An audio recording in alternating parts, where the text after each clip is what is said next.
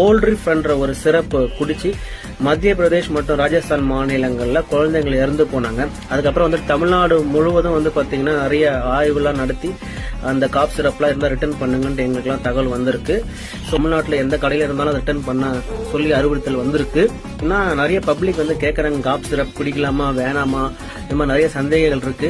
உங்க குழந்தைக்கு 2 வயசு கீழே இருக்குன்னா தயவு செஞ்சு எந்த காப் சிரப்பும் வந்துட்டு வாங்காதீங்க.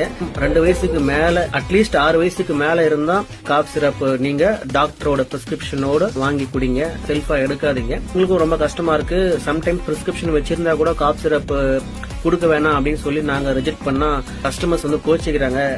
பாப்பாக்கு இரும்பலே நிக்கல என்ன பண்றது, இந்த மாதிரி எல்லாம் கேக்குறாங்க. எங்களுக்கு வந்து நோட்டிபிகேஷன் பிரகாரம் நாங்க பண்றோம். பிளஸ் உங்க நல்லதுக்காக தான் வந்து பாத்தீங்கன்னா சம்டைம்ஸ் காப் சிரப் கொடுக்காம அவாய்ட் பண்றோம்.